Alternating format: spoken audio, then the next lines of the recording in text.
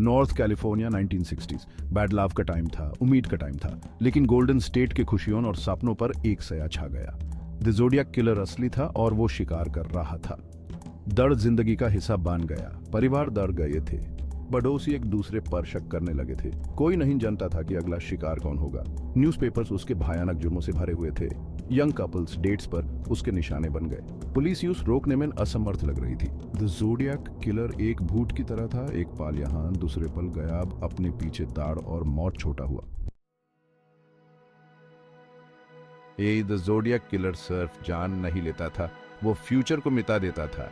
वो मासूमियत का शिकार करता था, यंग कपल्स के प्यार का। उसके शिकार स्टूडेंट्स थे, सपने देखने वाले, जिनकी जिंदगी अभी शुरू ही हुई थी।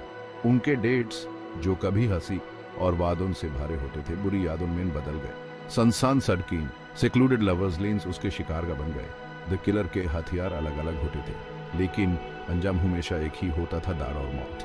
वो बस बच्चे थे यार, उनके सपने थे, प्लान्स थे, और उसने वो सब छीन लिया। ये बहुत नाइंसाफी है।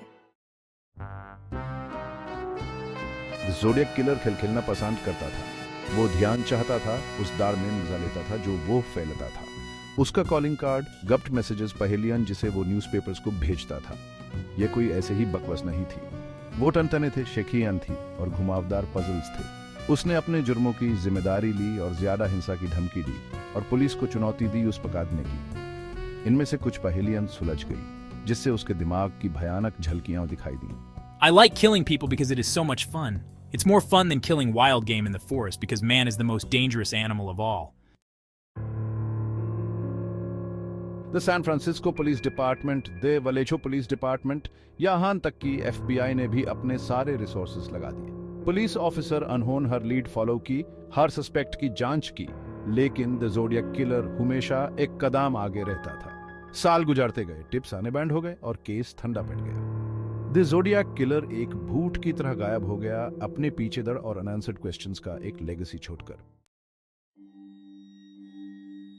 दशक बीत गए, लेकिन द ज़ोडिएक किलर की कहानी कभी खत्म नहीं हुई। उसके जुर्म आज भी लोगों को फैसिनेट और हॉरिफाई करते हैं, जिससे बुक्स, मूवीज और अनगिनत थ्योरीज बनी। यंग इंडियन वॉइस मास्क के पीछे कौन आदमी था? क्या वो एक ब्रिलियंट क्रिमिनल मास्टरमाइंड था या सिर्फ एक मेंटली डिस्टर्ब्ड आदमी? रिपोर्टर जवाब न मिलने की वजह से मिस्ट्री और बढ़ता गया, जिसे वो एक मॉडर्न डे बूगी मैन बन गया। एक ऐसा दर्दनाक याद दिलाता है कि कैसे अंधेरा मोस्ट इडिलिक प्लेसेस में भी छुपा रहता है। फिर उम्मीद की एक किरण जागी। रिसेंट ईयर्स में नई एविडेंस सामने आई है जो एक पॉसिबल सस्पेक्ट की तरफ इशारा करती है। Gary Francis post, young Indian voice independent investigators की टीम, जिसको केस ब्रेकर्स के नाम से जाना जाता है, का मानना है कि उन्होंने कोड तोड़ दिया है। पोस्टे एक डिसीज्ड हाउस पेंटर जिसका वायलेंट पास था और वो ज़ोडिएक किलर के स्केचेस से काफी मिलता जुलता था।